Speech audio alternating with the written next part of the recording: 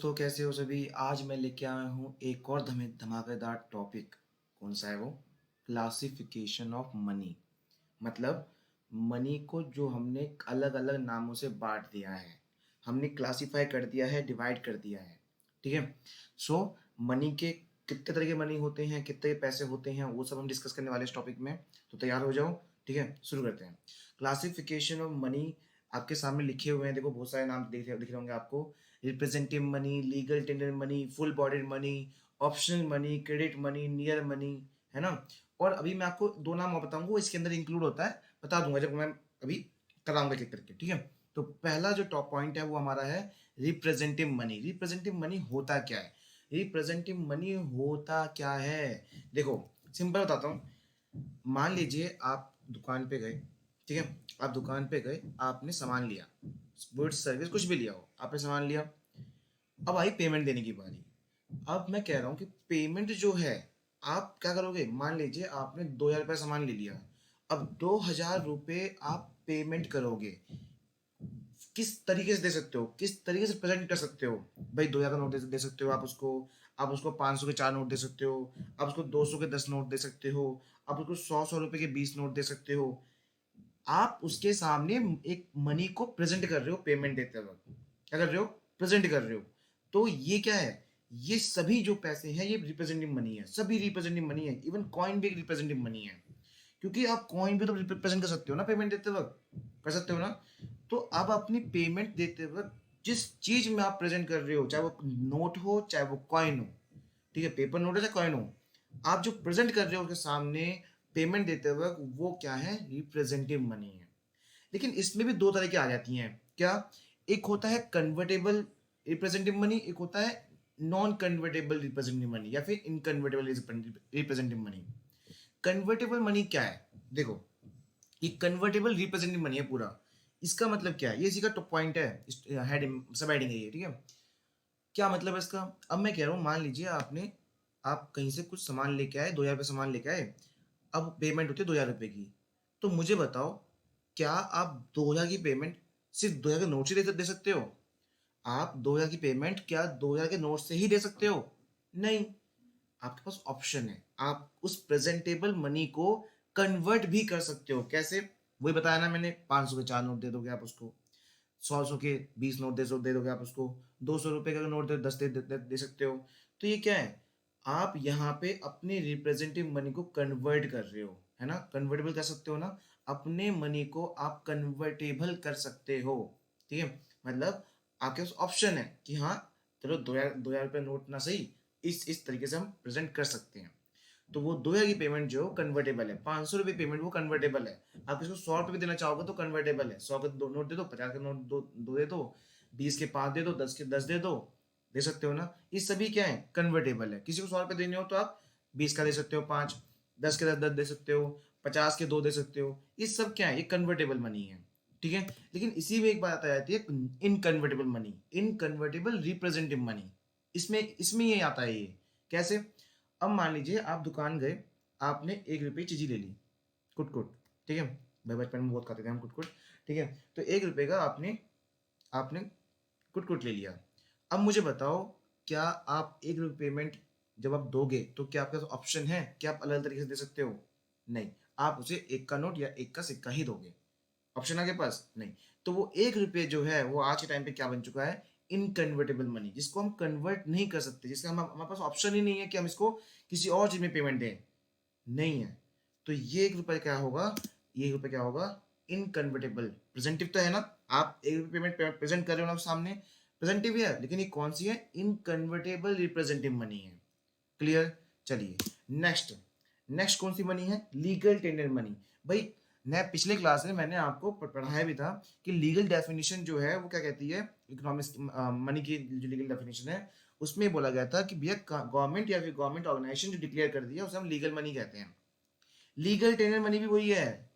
Government या government organisation ने मतलब देखो, money which can B legally use, जो लीगली तौर पे यूज किया जाता है पेमेंट के लिए, अपनी उधारियों को पूरा देने के लिए जो आप मनी को यूज करते हो, वो मनी क्या है? लीगल टेंडर मनी है। भाई दो ऑर्गेनाइजेशन इसको इशू करती है, तो आरबीआई आरबीआई सारे नोट इशू करती है, और फाइनेंस मिनिस्ट्री जो आपके राइट हैंड साइड में है, फाइनेंस मिनिस्ट्री, जिसके जो मिनिस्टर है वो निर्मला सीतारमन जी हैं, वो इशू करते हैं।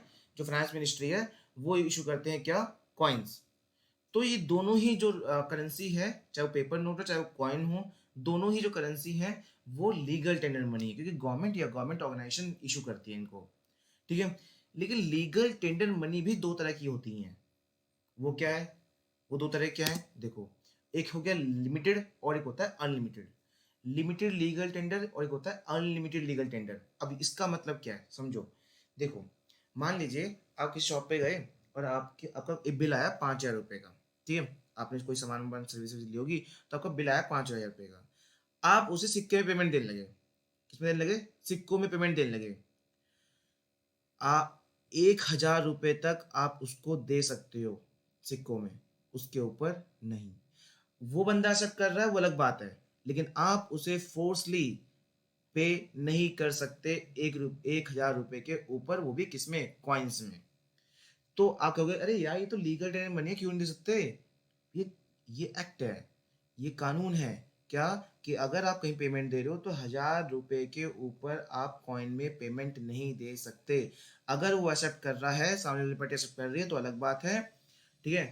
लेकिन आप उसे फोर्सली 1,000 रुपये से ऊपर पेमेंट नहीं दे सकते। तो कॉइन जो होते हैं वो लीगल टेंडर मनी तो है, लेकिन वो क्या है, एक लिमिटेड है, क्योंकि आप लिमिटेड अमाउंट तक ही आप पे कर सकते हो उससे, ठीक है। तो जितने भी कॉइन्स होते हैं तो वो क्या है, लिमिटेड लीगल टेंडर मनी है। लीगल टेंडर मनी तो है, पर साथ साथ क्या है, वो लिमिटेड है। It refers to the forms of legal tender money which can be paid in a discharge of डेब्ट, अपनी कोई उधारी हो, ठीक है। आप उसे सर्टेन लिमिट तक पे कर सकते हो। Coins are limited legal tender money, they can only be accepted up to the maximum limit of 1,000 rupees, ठीक है। जिसे आप 1,000 रुपीज तक मैक्सिमम लिमिट तक दे सकते हो, एक्सेप्ट कर सकता है वो बंदा, ठीक है। अगर 1,000 रुपये तक तो वो एक्सेप्ट करेगा ही करेगा। आप उसे कह सकते हो कि 1,000 रुपये तक तो एक्सेप्ट करो, ठीक है। वो लीगली बाउंड होगा कि हाँ करेगा, उसके ऊपर आप फोर्स नहीं कर सकते, ठीक है।